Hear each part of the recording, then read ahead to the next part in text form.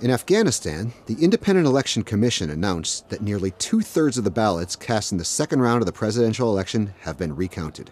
Commission spokesman Nur Mohammed Noor said the invalidation process will begin on August 25th, in which spoiled or fraudulent votes will be thrown out.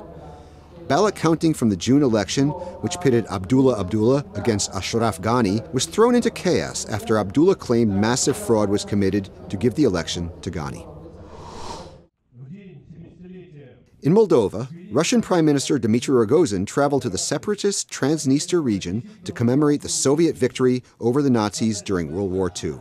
It came one day after protests against Rogozin in the Moldovan capital Chisinau for his support of Transnistria and its pro-Russian aspirations. Activists from the Liberal Party and the anti-mafia movement rallied at the airport, where they said they wanted to show Rogozin that he is not welcome in Moldova. In Moscow, opposition politicians and rights activists marked Russian Flag Day with a rally at the memorial for 3 men killed during the communist coup attempt in 1991. The activists also went to the Russian White House, where people lost their lives defending Boris Yeltsin's government. It is also the first place where the Russian tricolor flag was hoisted exactly 23 years ago, replacing the hammer and sickle Soviet flag. In Georgia, the Human Rights House in Tbilisi held a solidarity action for jailed Azerbaijani rights activists and called on the Council of Europe to take action. Activists delivered a message to the Council's offices in the Georgian capital, urging it to strip Azerbaijan of its chairmanship of the Committee of Ministers because of human rights violations in the country. Several Azerbaijani rights activists and lawyers have been jailed in recent months on what rights watchdogs say are trumped-up charges.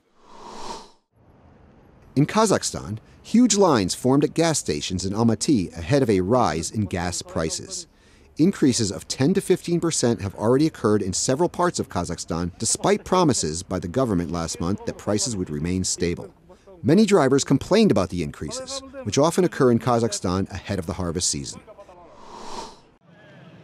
In Pakistan, hundreds of internally displaced persons from North Waziristan demonstrated against the local and district governments for abandoning them. The demonstrators in Banu chanted slogans against government officials.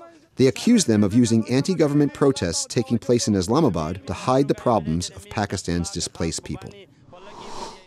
In Kyrgyzstan, a beach on the resort lake of Issyk-Kul has been adapted for conservative Muslims. The so-called halal beach is surrounded by a high plastic enclosure, and smoking, alcohol, and bikinis are banned. The beach is also divided into male and female areas to keep the sexes apart, and only halal food is available. And that's the video roundup from Radio Free Europe, Radio Liberty.